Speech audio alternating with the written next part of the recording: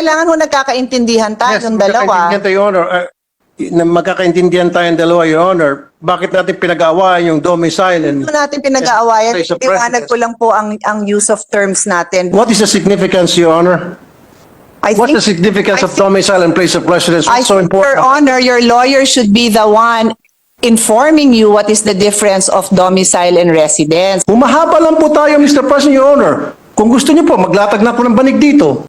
Your Honor, I am just putting on record that there are legal differences. Huwag ko kayo magagalit. Kasi No, I'm not mad. May legal I'm not differences mad, Your Honor. yun. But- Ayoko kung malito ang gobyerno at ang ating Well, yung mga gobyerno po hindi seafarers. malilito, I'm sure.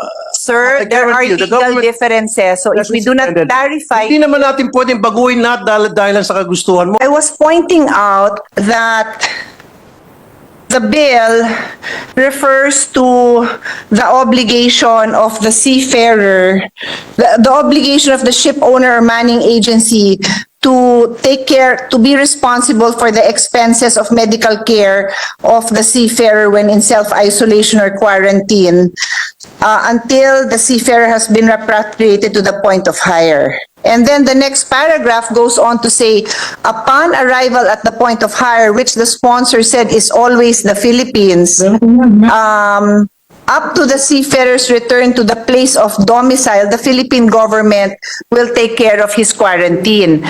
I asked if His Honor means domicile or residence, and the sponsor said that he is just following what is contained in the Maritime Labor Convention. But this is a Philippine law, so we have to be sure what we are referring to, because under Philippine law, there is a difference between residence and domicile. And the obligation of the Philippine government will be affected if the person does not return to the domicile. Ito kasi sa principle of meron siyang right to choose kung ano yung final repatriation destination niya. Okay. Either the point of hire or point of domicile. Point of domicile is permanent resident. Okay. Doon kasi sa contract, Mr. President, Your Honor, nakaspecify point of hire and point of domicile where he or she can choose kung saan siya babagsak at never na ang saan? Actually, Kung saan siya babalik in case of repatriation, because we're talking here of repatriation. So therefore, like you mentioned and I've mentioned earlier, sa MLC, Maritime Labor Code 2006, never kasi na-mention doon yung word residence. They always use the term domicile in referring to the seafarer after he or she's been repatriated. So may point din po kayo dahil Philippine law ang pinairal natin dito. That's why much better kung gagamit tayo ng word residence. I see your point. On the other hand, dito po kasi sa MLC, maging doon sa contract nitong seafarer sa SEC, sa standard employment contract, doon po sinusulat niya kung saan ang kanyang permanent domicile, and never na-mention doon ang word residence. Kasi kung maglalagay tayo ng another word doon na wala po sa standard employment contract at wala po sa MLC, medyo magulo po yun, Mr. President, Your Honor. Well, Your Honor, magulo din po yon if under Philippine law, you do not provide for clarity if you mean domicile or residence. What do you mean, Your Honor? What Okay. is your intention? At to what point will the Philippine government be responsible, domicile or resident? What is the intention of His Honor in the draft? The residence or the address given by the Okay, the domicile is same as the address given by the seafarer when he signed his contract doon po sa SEC, Standard Employment Contract. Doon po nakalagay yung kanyang exact address under the word domicile. Ganon din po doon sa MLC, yung word domicile ang means na yun po yung kanyang place of residence. And again, I would like to put it on record na I see your point, Your Honor, na this is Philippine law we're talking about. Dapat under Philippine law, gamitin natin yung word residence. However, since wala naman po yung word residence, maging sa standard employment contract na pinirmahan ng ating seafarer and maging sa MLC, baka magkaroon ng konting confusion doon. Because two different, I mean, dun sa dalawa, domicile always been mentioned and never na-mention yung word na residence. Mr. President, Your Honor. Do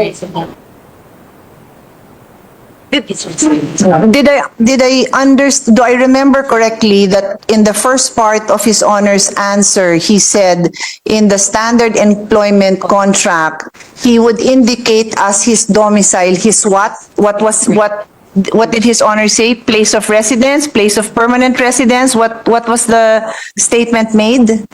Asahan mo? Our declaration of repatriation.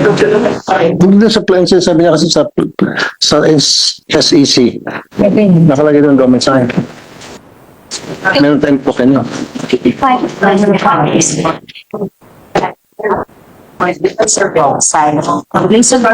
Saan doon sa SEC to?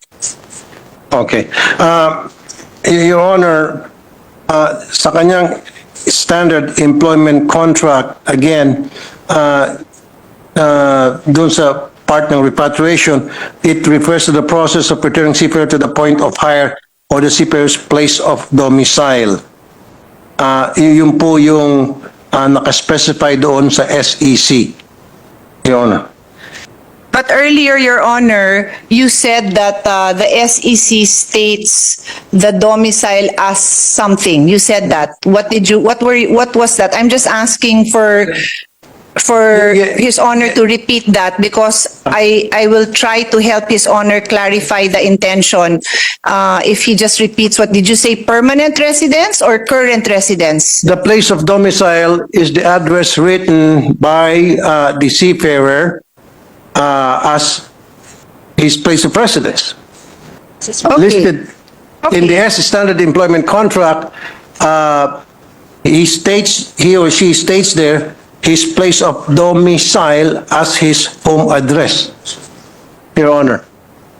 Okay, Your Honor, what I am trying to explain is under Philippine law, there is a difference between domicile and residence. So in your standard employment contract, if a seafarer will indicate a particular address, and it says domicile, then that is different from residence. If it says residence, then that is different from domicile. And I would insist that Philippine law would govern. So the obligation of government is affected if he will not be able to return the seafarer to the place of domicile because that is different, that could be very different from the place of residence. So it is important that His Honor tells us what is the intention. Where do you want the seafarer to be returned?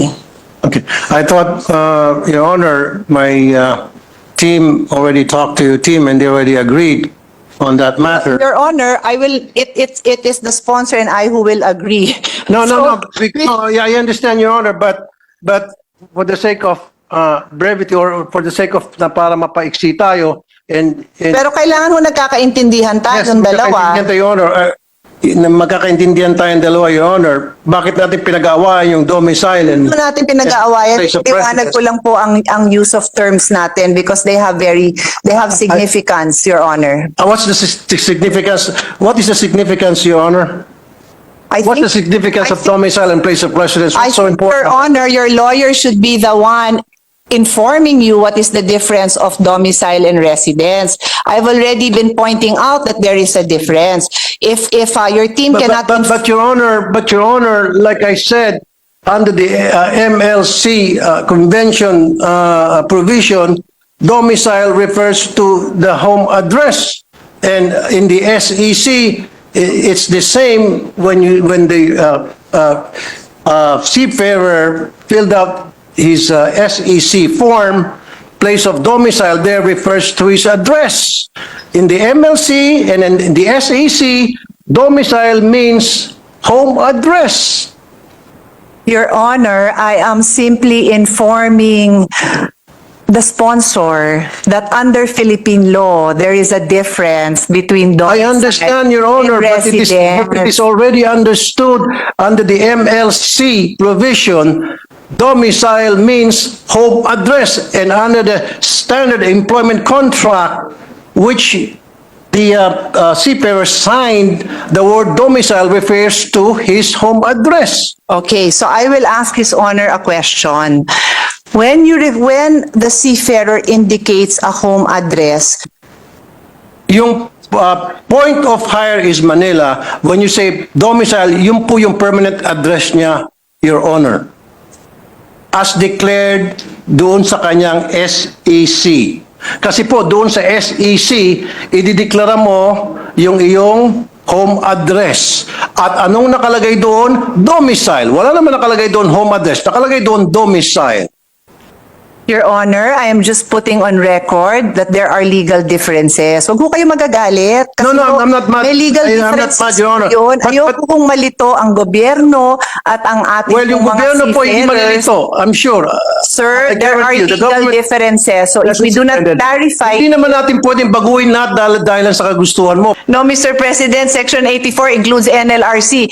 Parang it's a basic enumeration of various government agencies. It is not limited to the certification.